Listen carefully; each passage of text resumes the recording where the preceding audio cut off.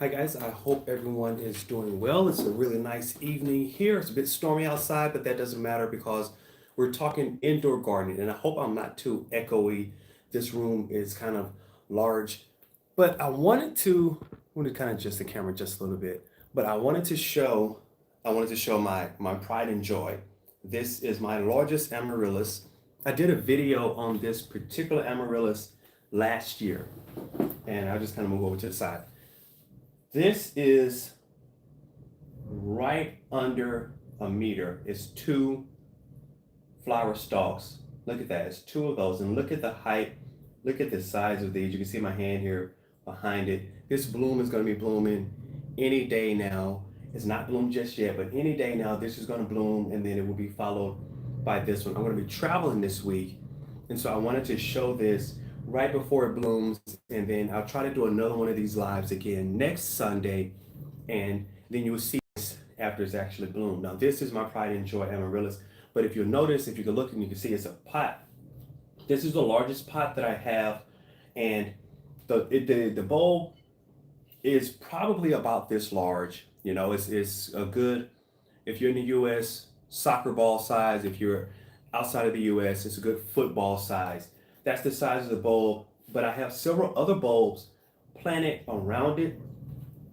These are some pups, smaller ones that I pulled off the bottom, and they're doing really good. And I always say my biggest thing is that you can keep your amaryllis year round. That's what I'm demonstrating here. This is planted in a self-watering semi-hydroponic pot. I have a lot of pond in here, and it has done really well. I had this set outdoors for over half the summer. So the first half of the summer it was indoors. On the second half of the summer, I set this whole pot. It's just on wheels.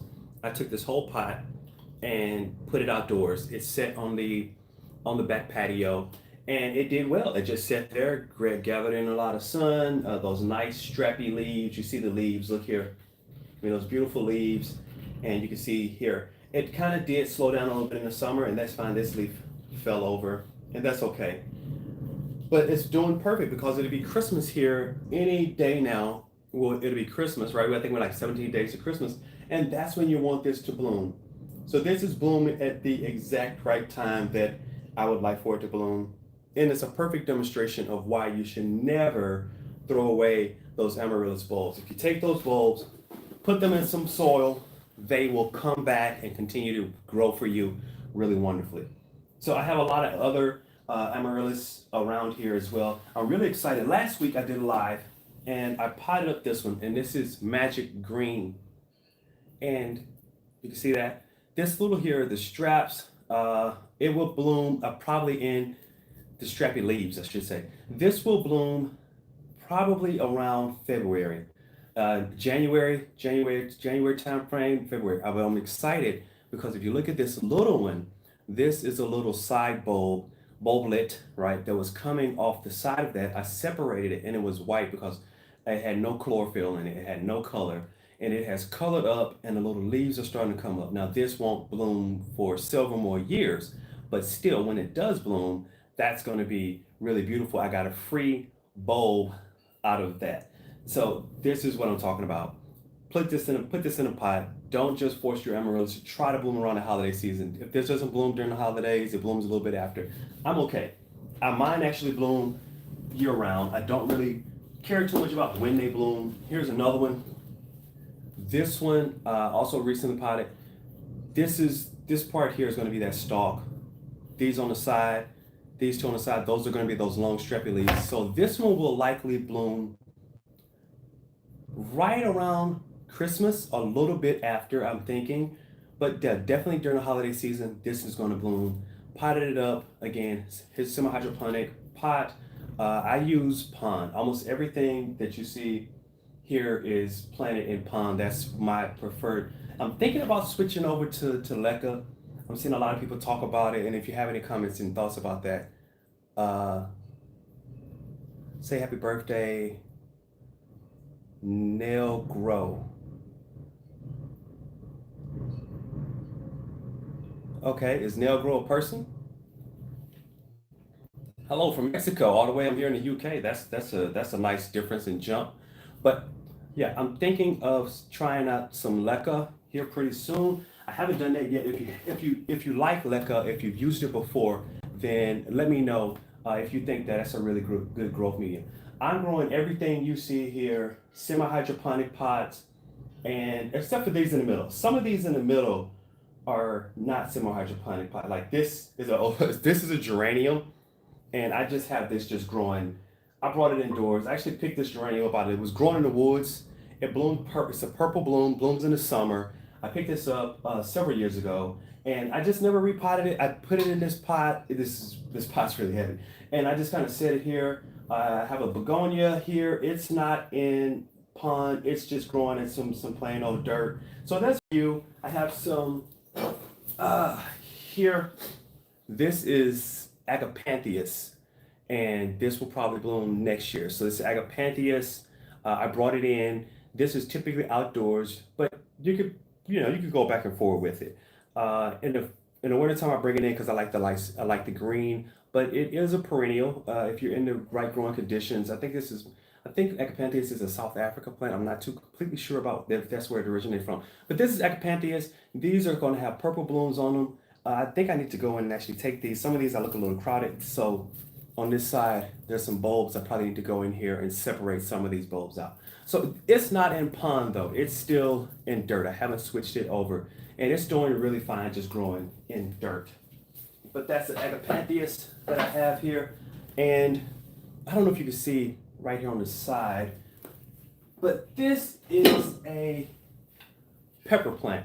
Now I know it doesn't look very good. This is a jalapeno pepper, and I'm trying something out new. You know, I've done a video and I said you can keep your pepper plants alive year round. I was in Germany and I was at a botanical garden there, and they had pepper plants that I could tell had been alive for a very long time, for many years. And I didn't get this one indoors before the first frost. So I picked all the leaves off of it as they curled up. But you may can't see it here. There's some nice little new leaves starting to come in here on the ends. Some new leaves here, new leaves here. They're really tiny. New leaves here, some new leaves there. So this is going to leaf back up. And next summer, I will put this back outside and see what I can get. But it's going to be a great start because this is a jalapeno pepper. And again, it's going to get a bit woody. That is what happens when you bring them in. I have a nice little stake on it. I don't have it tied to the stake. I just have the stake sitting beside it right now, kind of keep it upright. But it's going to get a bit woody, and next year it will be very bushy. But I'll have a great jump when it turns, temperature warms up enough. I'll set this back outside, and again, as you can see, there are jalapeno peppers on there. Well, this is an experiment. I haven't done this in several years. I have kept jalapenos alive before, over many years, but this is the first time I'm kind of doing that right now. But anyways, back to the Agapanthus. No, not the Agapanthus. Back to the Amaryliss. There are 1, 2, 3, 4, 5, 1, 2, 3, 4, 5, 6 bulbs in this one pot. They don't mind being crowded a little bit, so I don't mind crowding them. But this is my pride and joy specimen. And again, that bulb is magnificently large. I would probably pull some of these out like this one. I can tell by the size of the leaves, it's starting to get a little large, so I may repot this again a little bit later. But let's shift around and kind of show you. Let me move this around here. Okay. Here we have another Amaryliss. And I've been battling with this particular Amaryliss. You see it's not in a pretty pot right now. It is in the exact same pot that you get when you buy it out of the store. You can buy these out of the store and they come with this little pot and they have that core. So this is what I planted in last year. I think this one bloomed for me. But I said, you can see there's 2 of them. And we'll get to why that is in just a second. But you can figure it out. There are 2 bulbs here. And you can see the pot is actually starting to go oblong because this second bulb is starting to push against the pot. But the problem I've been having is I didn't set this one outside. And I'm going over, this is a pad that has isopropyl alcohol on it. And I'm just kind of going down these leaves because I've had a little bit of a battle with mealy bugs. And I actually thought I had a problem. At first I thought I had a problem with powdery mildew. And I talked to a indoor plant specialist, and they said, hey, is it on the soil or is it on the plant? And I was like, these little white spots are on the plant. And they said, okay, well, those are mealybugs, all right? And so what you do is you get some isopropyl alcohol, about 70%, and you can wipe those off, wipe that down, and that will kill the mealybugs at all growth stages. And I've been kind of going over these nice strappy leaves, and I was spraying it with isopropyl alcohol, and now I'm using isopropyl alcohol on a pad. Again, this is a pad. This is 75% isopropyl. It's a little strong. They recommended 70%. I'm gonna see if this 75. I haven't had any problem spraying these plants at 70, but I'm gonna try wiping this off. I wiped them off before, just kind of wipe those leaves off with isopropyl. And if you don't think that's a good thing to do, drop down in the comments. Let me know what your opinions are on that.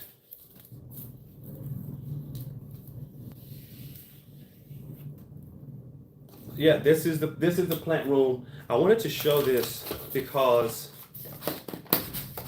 I've done videos before and I wasn't in here, and you can see I have my grow lights on. This is the time in the here in the UK, our days are so short right now that I have to have my grow lights on, because if I don't, my plants just really won't get enough sunlight. And I'm sorry, one bulb right there behind me is kind of shining directly into the camera, so I hope it's not too bad. Kind of shift over a little bit. If that's too much, try to get that out of the way. But let's go ahead and take this out of the pot. Nice root, look at those roots. Nice root growth there. But what we're gonna do is take this soil off and see what we have. I suspect we have two bulbs here, because you can see one set of strappy leaves and another. So this second smaller set of leaves is a new bulb that has grown off of the first. And this is great because this is two plants for the price of one, so to speak, right? The plants, these bulbs multiply, and then you end up with two. Just kind of, it's a little dry, which is what I want. Just kind of tease this soil off here.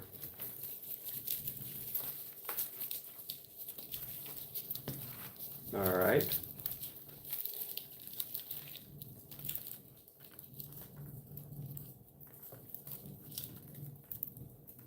Neil, happy birthday.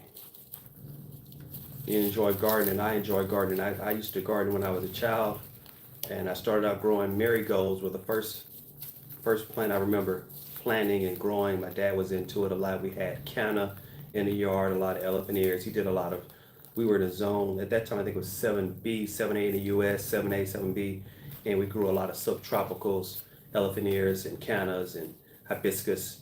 And so I enjoy ornamental gardening. Gardening is really great. All right, now look, you can see what we have here starting to come together for you. And that's exactly, that is beautiful, because two bulbs. You see this second bulb here, smaller one. If it puts you in mind of an onion, that's fine. It's a bulb. It's not an onion, but it puts you in mind of that. But look at this smaller one, and I can just tease this apart. Look at this, and bam. That's a whole nother Amaryliss plant. This is what happens if you keep them year round and you don't throw them away. So I took that one bulb off that I showed you that was really small. But what would have happened is they shoot off little bulblets from the side, and they'll start to grow, and those will send up leaves. As you can see, this one was attached. It grew off the side here. It grew off like that.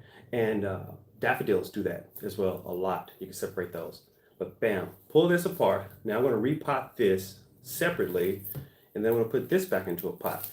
But since I have all this soil off of it, I'm going to more than likely now repot these into some pond. I think I have a couple pots left here. I'm going to get these repotted into some pond, and I can keep these year round. Don't want to break off these roots. Look at these roots. These roots are in great condition. There's a couple here. Let me trim these just a little bit. Yeah, there's a couple I'm going to trim out of there.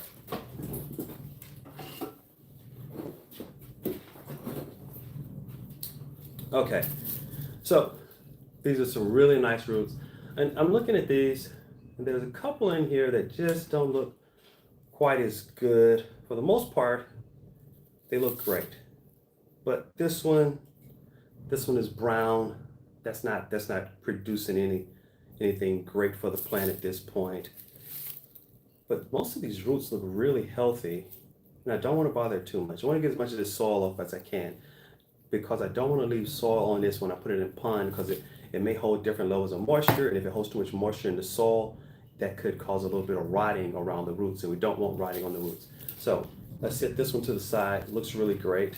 Nice strappy leaves. Let me get another alcohol pad, because look at that. See those little white specks right there? Right there? Those are mealybugs. I think those are going to actually be the eggs. Alcohol pad, and just kind of, I didn't see that before, and just go over that. You can fill that in there and just wipe that off. And I've been battling with it indoors. This one did not sit outside. It was indoors. But I've been having wonderful success. As soon as I found out what it was I was actually dealing with, these isopropyl alcohol pads have been wonderful. And I have a spray bottle which has about 70% isopropyl alcohol in that spray bottle. And that has been wonderful for me getting rid of these mealybugs. All right. So there's that one. Let's take a look at this other smaller one and look at the root system here. Really beautiful roots. A little bit of dirt here. But yeah, I don't see any problem. Oh, there's a little bit here. I think I might trim this off. That actually came right off. Here's a root that's going brown. Doesn't appear to have much life in it. But look at those roots. Nice little bulb. Again, if it puts you in mind of an onion, that's fine. But this little bulb that grew off this side, 2 for the price of 1. And I'm going to set these down. Get these repotted. I may have another one around the back that I may want to do that with as well. No, that's Agapanthus. Yeah. So that's it predominantly. I'm going to get these. I won't try to do this on the live. I'll set these to the side and I'll get these repotted. All right. Any questions from anyone here? Drop those questions down. If you like Amaryliss, then let me know what it is that you like about it. Okay. All right. Okay. So I'm going to get that repotted, guys, and I just want to show off my really large one here. Push this back over to the side. Here's my really large one. Next week, I'll jump back on and show this to you when it's actually bloomed. All right, that's it for this live. I'll check in with you later. Bye, guys.